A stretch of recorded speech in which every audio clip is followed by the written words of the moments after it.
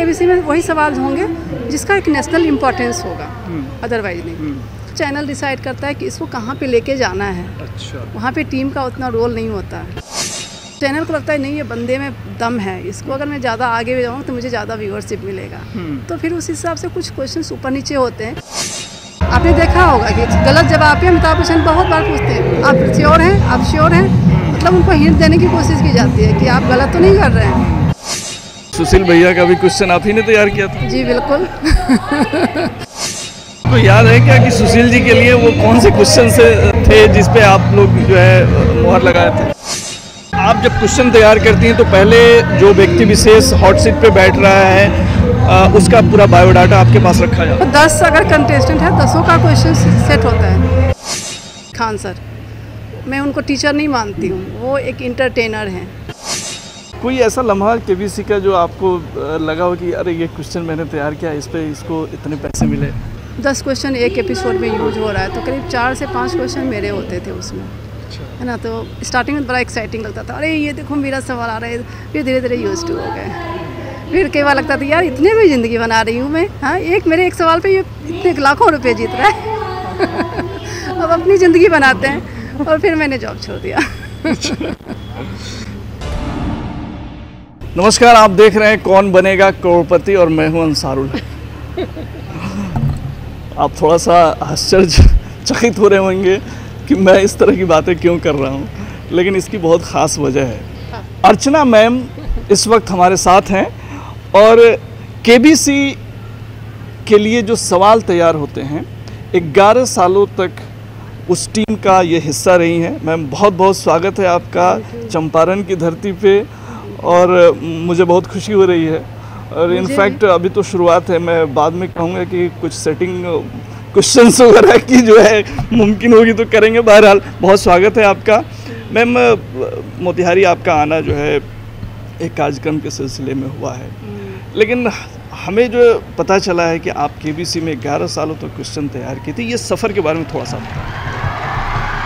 मैं एक्चुअली बिहार की रहने वाली हूँ और 10th तक मेरी पढ़ाई यहीं पे हुई। फिर मैं दिल्ली यूनिवर्सिटी में गई, वहाँ पे पढ़ाई किया। फिर उसके बाद मैंने 2003 में 5 में मैंने केबीसी ज्वाइन किया था।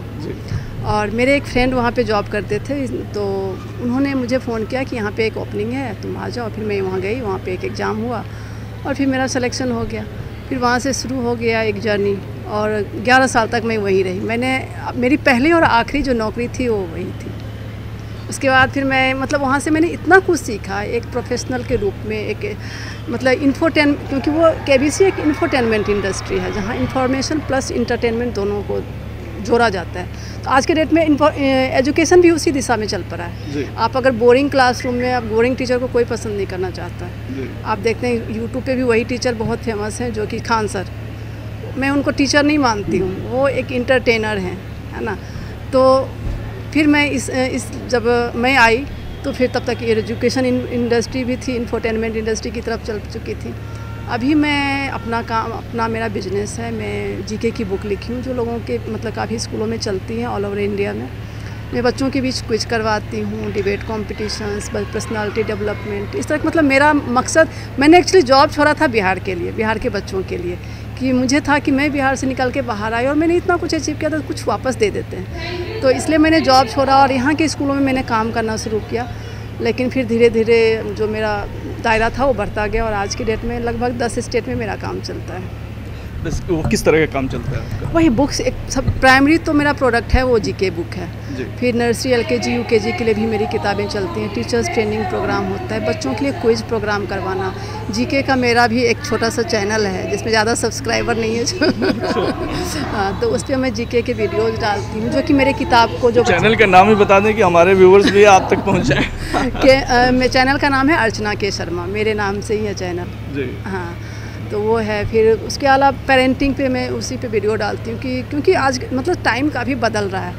आपका बचपन जब बीता होगा या मेरा बचपन जब, क्योंकि आप मेरे से बहुत छोटे हैं, तो वो समय कुछ और था। लेकिन पिछले 10 सालों में जो चेंजेज आया है ना, हर चीज़ बदला है। एजुकेशन इंडस्ट्री नहीं, पेरेंटिंग भी बदली है। तो ऐसे सिचुएशन में कैसे हम बच्चों को आगे के लिए तैयार करें, कैसे बच्चों को बच्चों को एक अच्छा इंसान बनाए, ये एक बहुत बड़ा चैलेंज है पेरेंट्स के लिए भी, टीचर्स के लिए भी।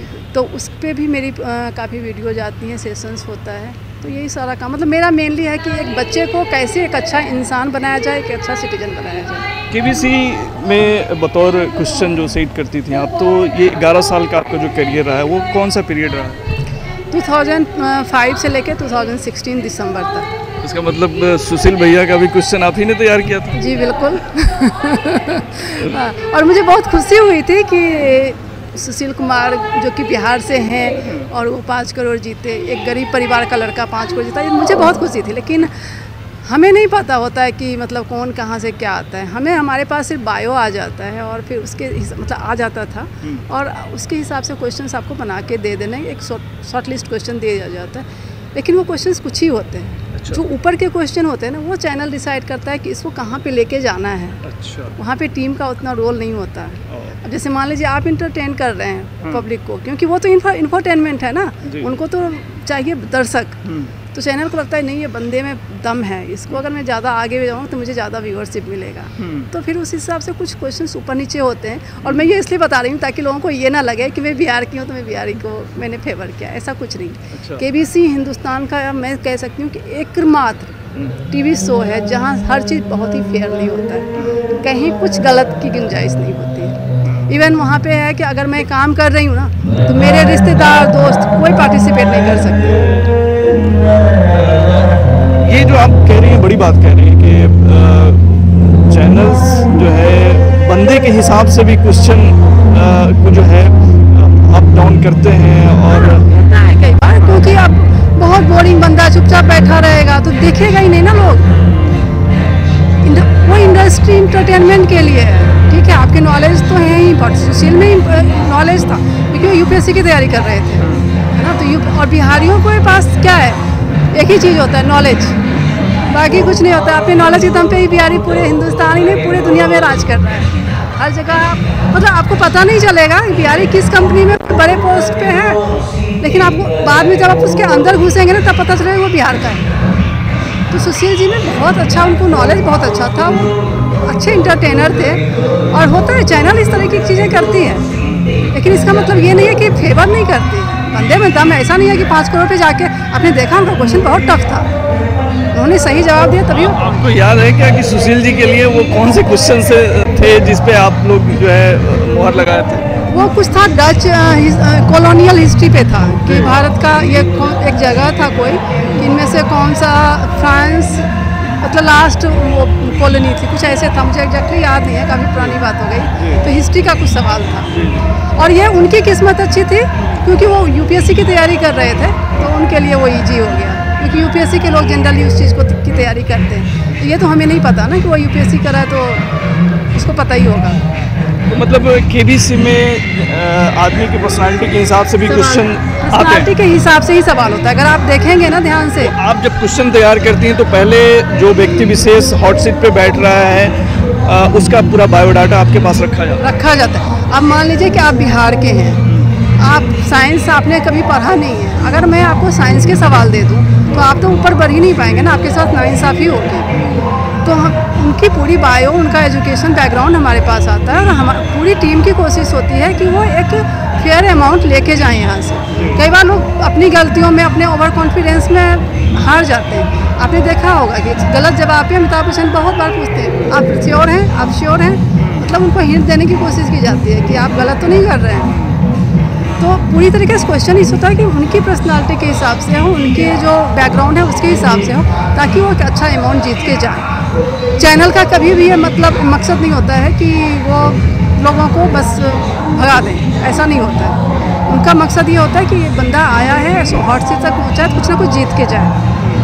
क्योंकि पैसे जीतेगा तभी लोग देखेंगे भी ना, अदरवाइज तो कोई देखेगा ही नहीं। सुशील कुमार क्यों फेमस हो? सुशील कुमार जैसे बहुत सारे लोग थे, लेकिन एक गरीब परिवार का बच्चा 5 करोड़ जीता, इसलिए वो ज़्यादा व्यूअरशिप लाया ना। तो जैसे मान के चलिए कि हॉट सीट पे आने से पहले बहुत सारे लोग होते हैं जिनके बीच एक फिंगर फास्ट करके कुछ ये फास्टेस्ट फिंगर होता है। अब तो अब जो है चेंज हुआ, तो उस समय तो यही था। तो वो जितने लोग फास्टेस्ट फिंगर में जो है बैठे रहते हैं उन सब के लिए पहले से क्वेश्चन सेट रहता है? सबका स्टैक बना होता है, क्योंकि हमें नहीं पता ना कौन आएगा। तो 10 अगर कंटेस्टेंट है, 10 का क्वेश्चन सेट होता है। अब जो आ गया तो फिर उसका स्टैक वो प्ले हो जाता है, ये होता है। अच्छा, एक चीज़ और मैम बता दें कि जो सेलिब्रिटीज़ होते हैं वो भी जो है केबीसी में आते हैं, उनके साथ किस तरह का ये एक बड़ा मिसकंसेप्शन है कि लोगों को ये लगता है कि सेलिब्रिटी के क्वेश्चंस उनको बता दिए जाते हैं, बल्कि ऐसा नहीं है। वही है ना, उनकी पर्सनालिटी के हिसाब से क्वेश्चन है ना। अब देखेंगे कि आप सेलिब्रिटी के जो क्वेश्चंस होते हैं ना, वो बाहर के क्वेश्चन ज़्यादा होते हैं, फॉरेन कंट्री के होंगे, करेंसी पे होंगे, फैशन पे होंगे। उनको नॉर्मल जीके नहीं पूछा जाता है, वो उनको पता होता है, इसलिए वो जीत लेते हैं।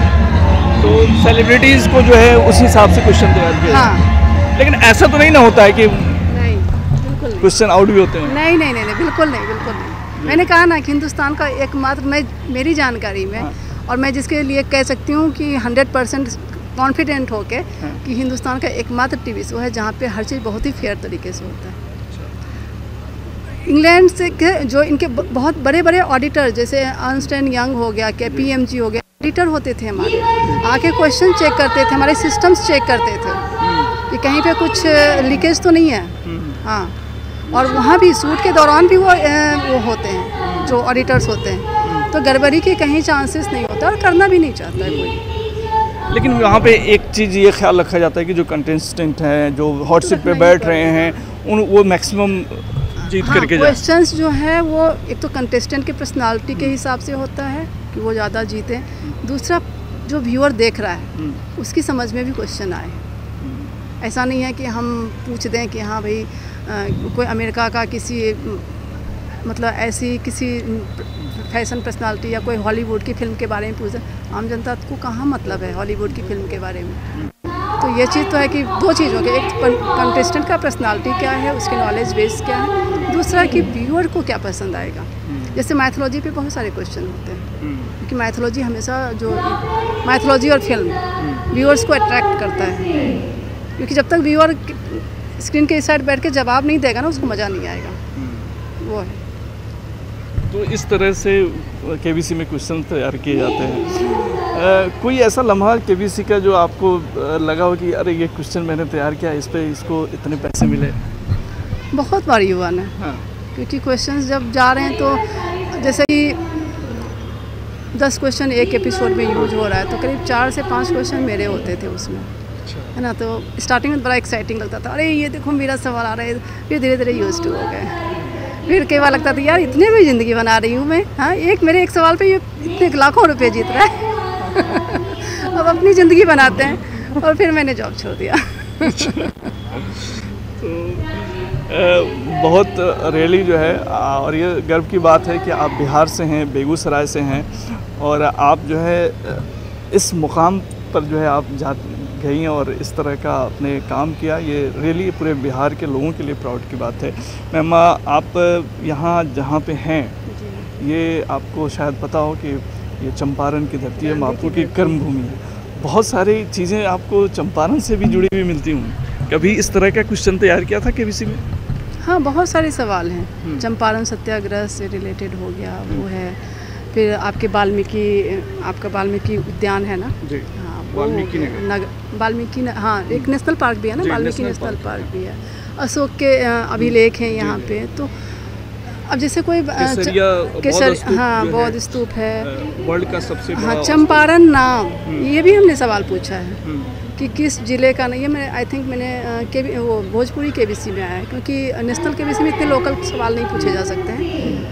तो नेशनल केबीसी में, हिंदी केबीसी में वही सवाल होंगे जिसका एक नेशनल इम्पोर्टेंस होगा, अदरवाइज नहीं। तो हमने शायद इसमें भोजपुरी में पूछा था कि किस डिस्ट्रिक्ट का नाम एक फूल के उस पर, क्योंकि वहाँ पे बहुत ज़्यादा फूल होता है, चंपारण था उसका आंसर। ये आपके पीछे चंपा का पेड़ लगा। हाँ, और ये चंपा का पेड़ है। और ये सुशील कुमार जो है चंपा से चंपारण वो एक अभियान चला है, और ये सब सौभाग्य बस इस चंपा से चंपारण अभियान का नामांकन जो है किया हुआ मेरा ही है, और उन्होंने बड़े लार्ज स्केल पे यहाँ पे चंपा के पौधे लगाए। जैसे आपका यहाँ का जो रेलवे स्टेशन है, बापू धाम नाम है, तो ये बड़ा इंटरेस्टिंग गुगली है, ये एक क्लू है इसमें। अगर मैं बोलती हूँ कि किस स्टेशन का नाम बापू धाम है, ठीक है, और मैं मोतिहारी, मतलब बापू धाम स्टेशन किस डिस्ट्रिक्ट हेडक्वार्टर को सर्व करता है, तो इसमें एक वो है, क्लू है ना। अगर थोड़ा सा भी दिमाग लगाए बंदा, बड़ा ही अजीब, मतलब वो है कि बापू धाम कहीं का भी हो सकता है, लेकिन अगर उसमें मोतिहारी आंसर है ना, तो एक क्लू है। क्या है? क्योंकि गांधी जी ने अपना पहला सत्याग्रह यहाँ पे किया था, तो इसलिए वहाँ का हो सकता है, बेगूसराय का नहीं हो सकता है, क्योंकि बेगूसराय से गांधी जी का कोई मतलब ऐसा कनेक्शन नहीं है। चंपारण से गांधी जी का कनेक्शन है, तो बापू धाम हो सकता है। तो इस तरह के सवाल, इस तरह के, जो कि आपके लिए ईजी भी हो सकता है, अगर थोड़ा सा दिमाग लगाएंगे ना, तो वो ईजी भी है, इंटरेस्टिंग भी है। तो इस तरीके से हम लोग काफ़ी कुछ, मोतिहारी पे भी काफ़ी क्वेश्चंस होते हैं। बहुत बहुत शुक्रिया मैम तमाम जानकारी साझा करने के लिए, और हमें खुशी हुई कि आप चंपारण की धरती पे आईं और इतने सारे हम लोगों से बात की। Thank you. और आप लोगों को ढेर सारी शुभकामनाएं। आप लोग ऐसे ही अच्छे काम करते रहिए, लोगों को अच्छी अच्छी इन्फॉर्मेशन देते रहिए। बहुत बहुत शुक्रिया। तो ये थी अर्चना जी, जो केबीसी में जो सवाल पूछे जाते हैं, वो सवाल इन्हीं के द्वारा तैयार किया जाता था। करीब 11 सालों तक इन्होंने वहाँ पे अपनी सेवाएं दी, और अपने सुशील कुमार जो केबीसी विनर बने, 5 करोड़ की राशि, धनराशि जो है उन्होंने जीता था, तो उनके लिए भी सवाल मैम ने ही तैयार किए थे। तो एक पूरी एक टीम होती है जिसमें एक अहम पद पे मैम थी। तो बहुत बहुत शुक्रिया मैम तमाम जानकारी साझा करने के लिए। तो STV न्यूज़ पर फिलहाल इतना ही। तमाम खबरों और डिबेट्स के लिए जुड़े रहिए STV न्यूज़ के साथ। नमस्कार।